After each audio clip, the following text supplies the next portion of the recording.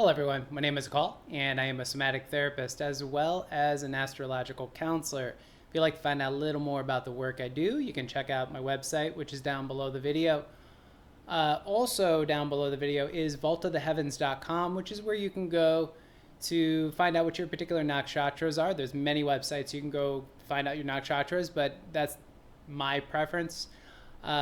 So what you want to look at is you want to look at the moon, the sun, and the ascendant, those being, in my opinion, the three most prominent placements. So, Purva Phalguni. This particular nakshatra is, I'm going to approach it by looking at Kama. So it's called a Kama nakshatra. Now, there are basically four different, what they call impulses, and it's how the energy is expressed.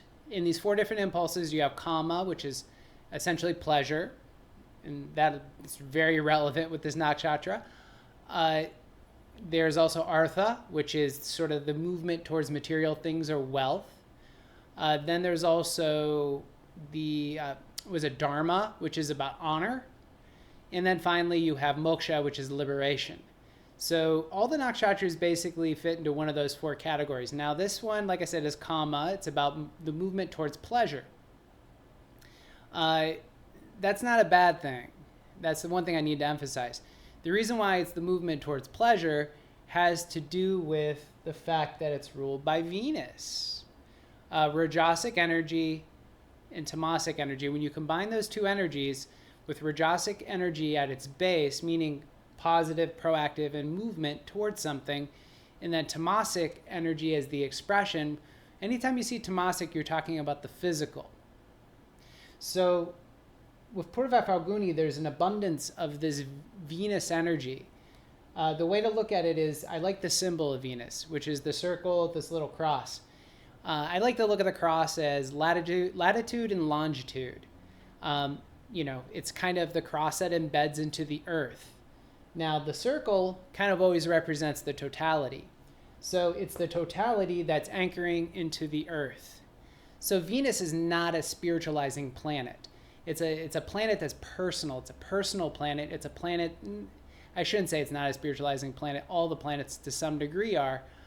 But in this particular case, this is like kind of like Venus is part of your toolbox, along with Mars and Mercury, the sun, etc. And the tools that Venus gives the individual is, I want to say it's how we in some ways perceive life through our sensory experience. Pleasure seeking, sensory seeking. Think about Taurus. Like a lot of the characteristics of Taurus, I have a lot of friends who are Taurus folks. And there's always this, like, they like food, they like luxury, they like, again, it's the expression into density or tamasic. So it's activity expressed onto the material plane.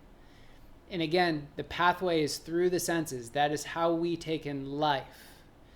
So these folks are here to take in life in a very sensory, kind of pleasurable way. Again, Kama. So the energies, how does the sun and Venus mix? So how the sun and Venus basically intertwine, that's what this video is all about, and all these videos that I'm doing on the nakshatras as they relate to the padas, we're looking at the planetary energies, how they intertwine. So sun and Venus, again, it's expression. So, and then there's Venus, which is more about receptivity. It's more about how you take things in. Gets you to think a moment. Now, how does that add up to Kama? Pleasure. It does. So, these individuals, a lot of them, and again, I know a few of these natives, they like to express themselves sexually.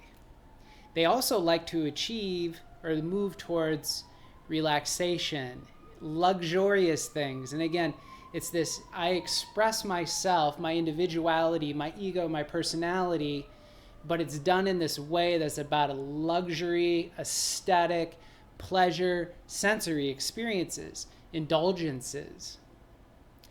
So again, I love the sign. It's so kind of transparent to me. Uh, so again, those are how those energies mix. So now when you throw in the padas, now what are the padas? Padas are basically divisions within Purva Phalguni. The four divisions, they're always working all the time. So that's the one thing. So somebody's like, oh, I was born in Pada 2. Okay, great. If you're born in Pada 2, then Mercury is another energy that kind of comes into play. But does that mean that Pada 1, Pada 3, Pada 4 aren't relevant to you? No. These planets represent the life path of Purva Phalguni. So let's say you were born in Pada 1. So Pada 1 is represented by the sun. So you get some more expression here. So the word I found was regal. This is Leo. This particular nakshatra to me is the epitome of almost, well, most Leos I know. There's always this, like, again, there's a, I don't know, there's a spirit of like entrepreneurial kind of spirit, enterprising spirit, which will come up with Pada 2. But this sort of like idea of kingly. Again, these individuals are here to shine. That's why noble, regal, etc. These kinds of words get used for the nakshatras within Leo. Now, if you were born in Pada 2, Mercury comes into play.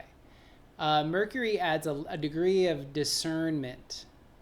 Again, this is different discernment. This is Virgo, not Gemini. So Gemini and Virgo both ruled by Mercury. With the previous Mercuries, or the previous nakshatra, when Mercury came up, that was in Maga, that Mercury was Gemini Mercury. So it was more about knowledge and sort of mundane knowledge. This Mercury, it's different because it's about sort of service. It's about entrepreneurship. It's about creating something on the material plane and working on it and perfecting it. So the word was enterprising. I like to think about resourcefulness. So the ability to see what the material world is offering and to know how to utilize it. That's a big play here. So Pada 3, more Venus energy. All right, so the word I found here was refined. Why refinement? Well, this is not Venus as it relates to Taurus. This is Venus as it relates to Libra.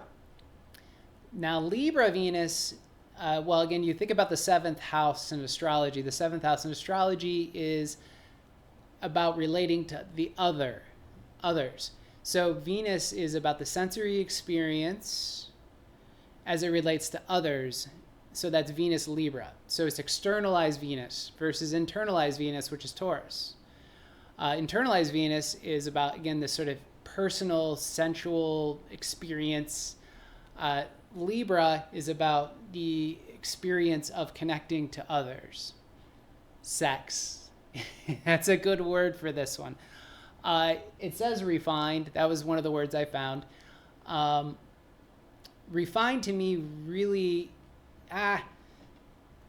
it could be true. I like to think of Libra as funny because Libra, people say it's about balance. It's not about balance. It's about extremes.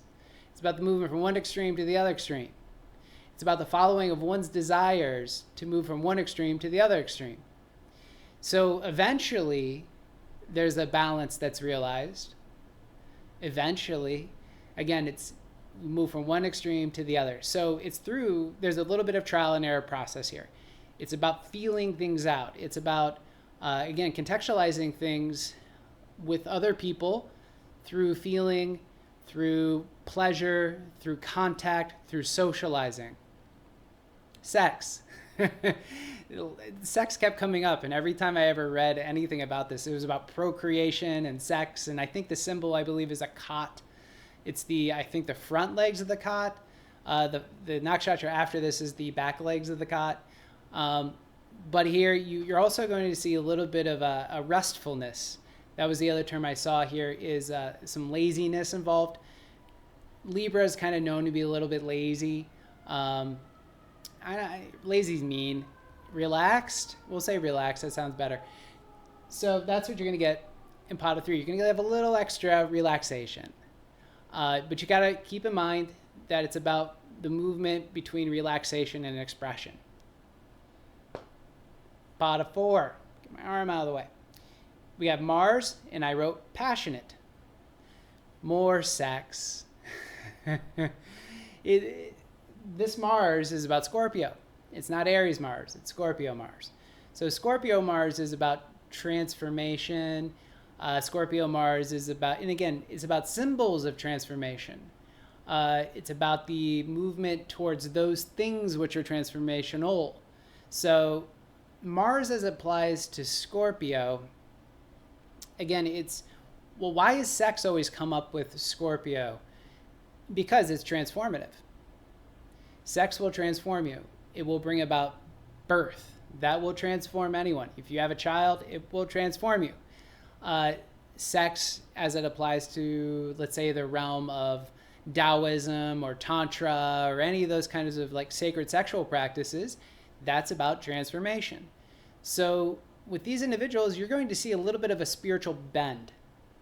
But the pathway, to me, as I see it, everyone I know who's got this placement, it's about this sort of like spirituality as it relates to the material plane, the sensory experience, passion, and sex. So I think that's all I want to say about this particular nakshatra. Yeah. Thank you for watching.